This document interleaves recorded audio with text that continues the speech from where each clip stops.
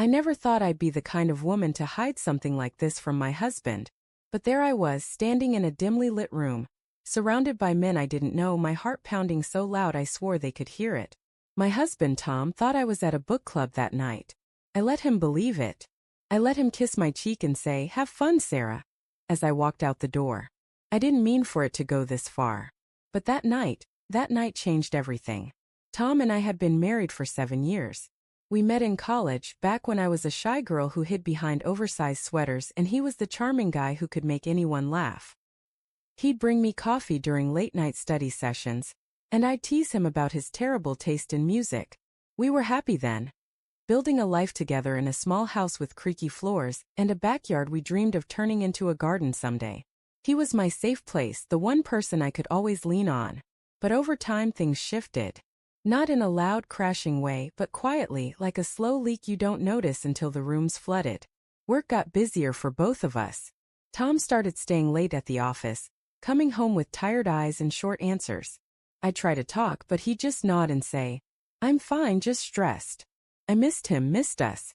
I started feeling like a ghost in my own home, floating through routines without really being seen. I'd catch myself staring at him across the dinner table, wondering when we stopped talking about anything that mattered. That's when I met Claire. She was new at my office, all sharp wit and easy smiles. We clicked instantly, sharing coffee breaks and venting about life. One day she mentioned a girls' night she was going to, a secret party invitationally, thrown by some friend of a friend. "It's not what you think," she said, her eyes glinting with mischief. "It's just different. You should come." I laughed it off at first. I wasn't the party type, but the idea of something new, something alive, stuck with me. I was so tired of feeling invisible. I told Tom I was joining a book club. It was an easy lie, one that didn't make him blink. "Sounds nice," he said, barely looking up from his phone. So I went. The first night was tame. Just a small group of women, laughing over wine in a cozy loft.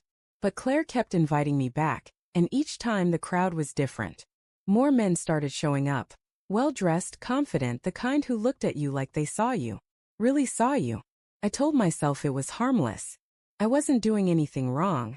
I just liked the attention, the way their eyes lingered when I spoke, the way I felt like Sarah again, not just Tom's wife. One night Claire pulled me aside. "There's a special party this weekend," she whispered. "Exclusive. Just say yes." I hesitated, but the ache in my chest, the loneliness I'd been carrying for months, pushed me to nod. That Saturday I kissed Tom goodbye, my hands shaking as I grabbed my purse. "Book club again?" he asked, his voice flat. "Yeah," I said, avoiding his eyes. I hated how easy it was to lie. The party was in a penthouse downtown. All glass walls and soft lights. The air buzzed with energy, and the room was filled with men, older, younger, all polished and charming. No other women, just me and Claire. My stomach twisted, but she squeezed my hand. "Relax," she said. "It's just fun." I sipped my drink, trying to calm my nerves. A man named Daniel approached me, tall with kind eyes.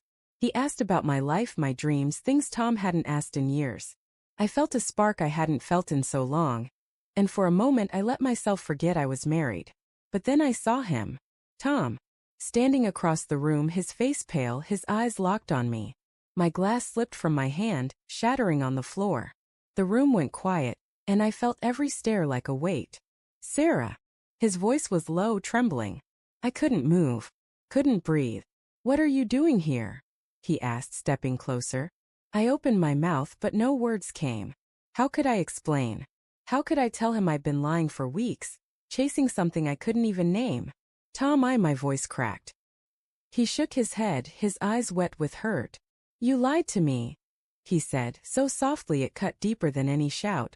"You lied, and you're here with—" He gestured at the room, at the men watching us like we were a show. "Is this what you want?"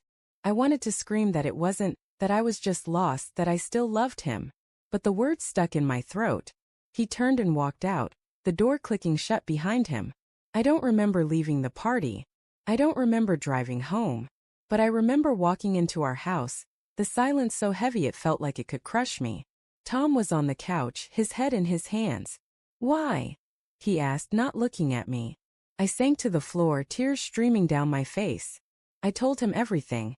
How lonely I'd been, how I missed him, how I didn't know how to reach him anymore. He listened, his face unreadable.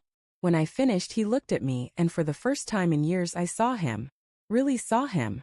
The pain in his eyes mirrored mine.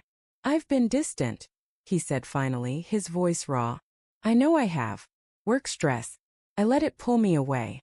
But I never thought. He stopped, swallowing hard. I never thought you'd turn to this.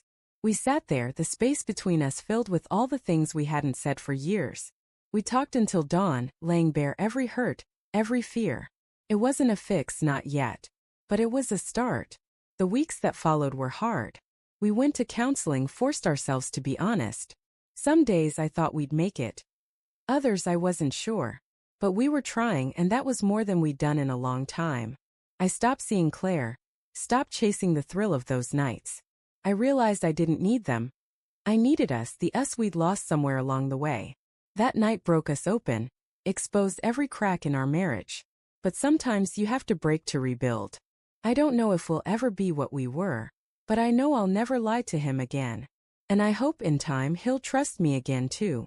If you've listened all the way till now, thank you. It means the world to share this with you. Your support keeps these stories alive, and I'm so grateful for that.